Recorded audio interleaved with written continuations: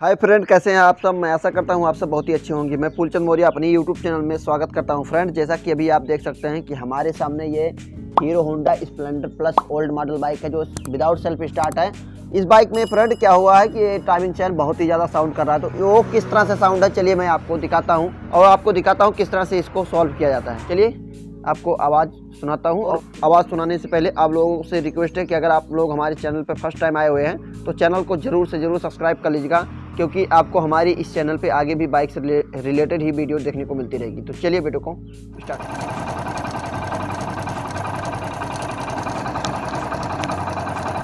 तो फ्रेंड, जैसा कि आपने देखा कि किस तरह से किट किट किट किट करके यहाँ पे आवाज़ आ रहा है। टाइमिंग चेन से झंझनाहट की बहुत ही तेज़ी से साउंड है। तो इसको किस तरह से हमें सॉल्व करना है, तो चलिए मैं आपको इसको खोल के फिर दिखाता हूँ। सबसे पहले चलिए हमें इसका इंजन ऑयल वगैरह ड्रेन कर लेना है। उसके बाद में हमें इसका देखना है कि क्या पार्ट खराबी है। तो चलिए फटाक से खोलता हूँ और मैं आपको दिखाता हूँ।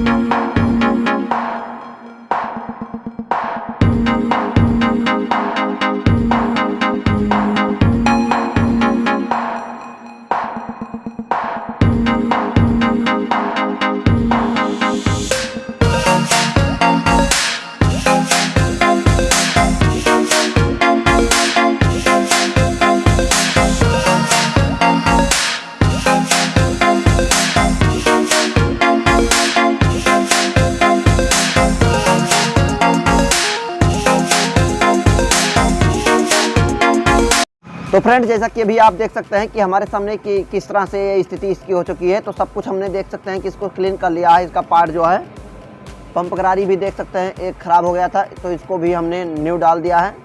ठीक है, और देख सकते हैं इसका बड़ा रोटर ये भी ख़राब था, इसको सब कुछ मैं न्यू डालूंगा। तो जितना भी पार्ट है तो चलिए हमें न्यू किस तरह से डालना है, तो चलिए मैं आपको दिखाता हूँ। न्यू टाइमिंग चेन देख सकते हैं हमने ले लिया है। तो टाइमिंग चेन को कुछ इस तरह से यहाँ से ऐसे डालना है।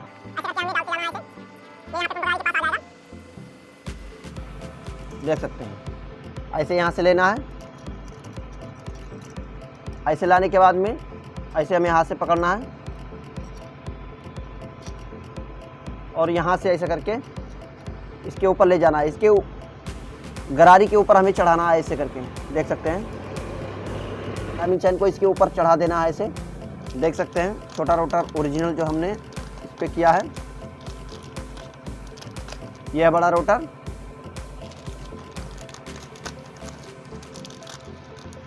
और ये है छोटा रोटर जो हीरो का ओरिजिनल है। तो छोटा रोटर को हमें ऐसे करके इसके पंप के देख सकते हैं ऐसे ऊपर वाले गरारी में से फंसाना है यहाँ पे, और बड़ा वाला इधर से हमें डालना है सामने के साइड से। और ये वाला देख सकते हैं उभरा हुआ, ये इसके अंदर में गाढ़ बन गया है, एकदम से घिस गया, छोटा हो गया है। देख सकते हैं कितना छोटा हो गया है। तो ऐसे हमें देख सकते हैं इतना लचक होना चाहिए जिससे आवाज़ नहीं करता है ये टाइमिंग चेन। तो हमें ऐसे डालना है। देख सकते हैं कि इसके बीच में किस तरह से डालना है ऐसे करके। तो ऐसे करने के बाद में हमें यहाँ पे ऐसे रोक देना है। ऐसे देखना है कि इसके सीध में आ जाए, उसमें हमें ये वाला बोल्ट लगेगा साथ में। ऐसे इसको करने के लिए देख सकते हैं यहाँ से इसे टाइमिंग चेन को उतारना है और यहाँ से इसे टाइट करना है। ऐसे जब टाइट करेंगे तो जिससे क्या होगा कि यहाँ पे ये जो गरारी का होल जो है एकदम सीध में दिखेगा। जब गरारी का होल सीध में दिखने लगे सामने तो इसमें आपको बोल्ट को फंसाना है। देख सकते हैं ऐसे करने के बाद में हमें ऐसे बोल्ट को ऐसे फंसाना है, धीरे से करके होल में करना है।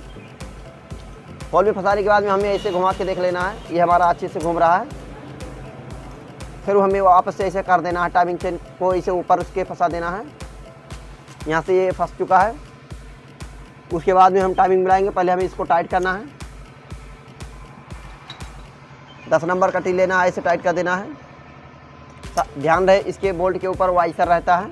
तो हमारा ये टाइट हो चुका है और यहाँ से हमारा रोटर भी काम कर रहा है। अब हमें टाइमिंग इसका मिलाना है। तो सबसे पहले हमें इसका इस जो चाबी को या ऐसे करके मैग्नेट को देख सकते हैं, मैग्नेट की पेटी आपका यहाँ पे टाइमिंग दिया गया है ग्रुप। चलिए मैं थोड़ा सा आपको क्लियर कर देता हूँ।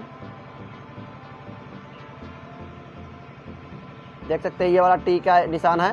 ये टी का निशान यहाँ पे कट बना हुआ है कुछ इस तरह से। ऐसे हमें फंसा के ऐसे सेंटर पे कर लेना है। ऐसे मैग्नेट को जैसे नए हैं तो आप या तो फिर इसका चाबी जो दिया गया है इसके सीध में आना चाहिए इस बोल्ट के। तो चलिए पहले मैं ऐसे फंसा लेता हूँ आपको दिखाने के लिए। देख सकते हैं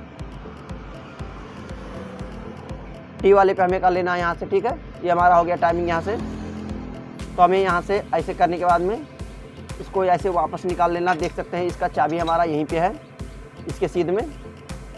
दूसरा हमें चेक करना क्या है, देख सकते हैं ये हमारा वाल्व किस तरह से टाइट है। तो पहले हमें इसको चेक करना है। ये हमारा ऊपर नीचे अगर फ्री हो रहा है तो समझ जाइएगा सही है। देख सकते हैं अगर ये जाम रहेगा तो समझ जाइएगा कि हमारा ये टाइमिंग पे नहीं है। तो हमें ऐसे इसको फ्री कर लेना केम को।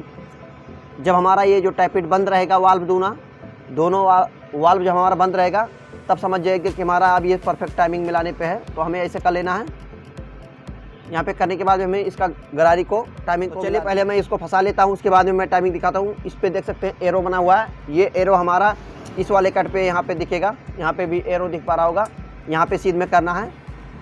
तो पहले हमें यहाँ पे टाइमिंग मिलाना है। ये हमारा इसके सीध, ये चाबी हमारा यहाँ पे होना चाहिए। मैग्नेट लगाए हैं तो आपका यहाँ पे कट यहाँ पे होना चाहिए। दूसरा इसका ग्रुप हमारा यहाँ पे होना चाहिए। ये बोल्ट सीधे रहेगा ऐसे, ठीक है। ये ऐसे करके फंसेगा। तो हमें चलिए पहले फंसा लेता हूँ फिर दिखाता हूँ।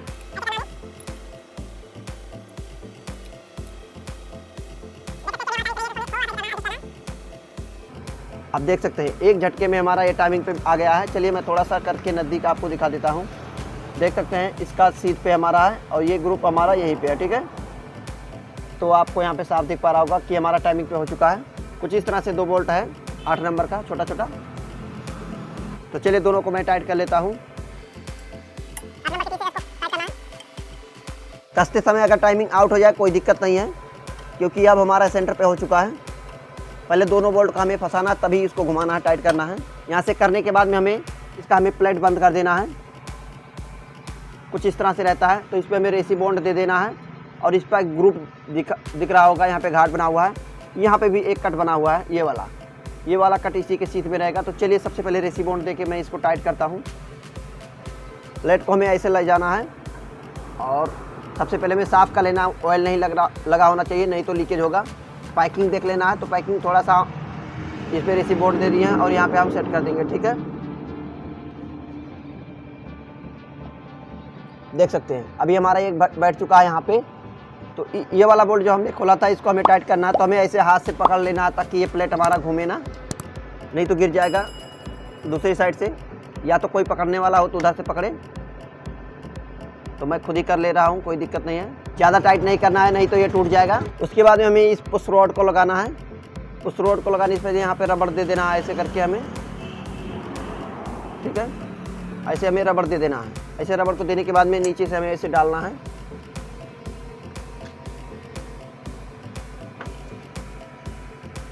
चलिए यहाँ से मैं डाल देता हूँ ऐसे।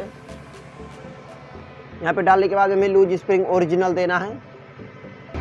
कुछ इस तरह से ये लूज वाला स्प्रिंग रहता है। तो ये वाला हिस्सा ऊपर जाएगा और चौड़ा वाला हिस्सा यहाँ बोल्ट पे लगेगा।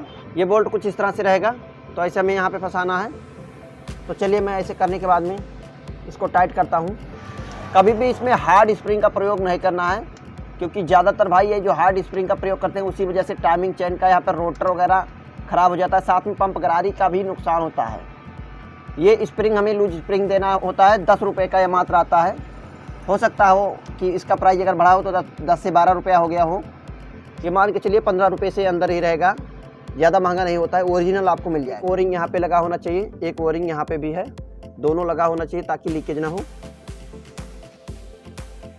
साथ में कॉइल प्लेट को लगाने से पहले हमें ध्यान देना है कि इसके ऊपर ओरिंग लगता है कुछ इस तरह से। ओरिंग को ज़रूर चेंज कर दें, क्योंकि ओरिंग नहीं लगा हुआ रहता है अच्छे से तो लीकेज होता है यहाँ से ऑयल जो कॉइल प्लेट से।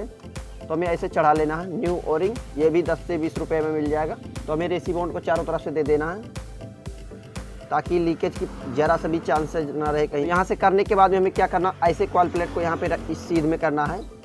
इसके घाट पे यहाँ पे आना चाहिए और ऐसे सीध में हमें करना है। देख सकते हैं यहाँ पे कॉइल प्लेट का स्क्रू का यहाँ पे होल बना है। यहाँ पे होल के सीध में करना है और सीधे लेके चलना है ऐसे करके। हमें जोर ज़बरदस्ती बिल्कुल भी नहीं करना है, एकदम सेंटर पे करना है। और यहाँ से इसको भी यहाँ से साथ में फंसा लेना है ताकि ये सीध में जाए। ऐसे करने के बाद में थोड़ा थोड़ा करके यहाँ से पुश कर देना है। चाहे तो हम थोड़ी सी चोट मार सकते हैं, यहाँ से देख सकते हैं ऐसे करना है। इसको हाथ से ही ठोकेंगे, हथौड़ी का प्रयोग नहीं करना है। देख सकते हैं यहाँ से हमारा ये बैठ चुका है। तो यहाँ से सेंटर पे करने के बाद में हमें दोनों स्क्रू को सेंटर में करके लगा देना है। और लगाने से पहले देख सकते हैं यहाँ पे न्यूट्रल का वायर है, तो ऐसे हमें यहाँ पे करना है। पत्ती बना हुआ है तो इसमें हमें फंसा देना है।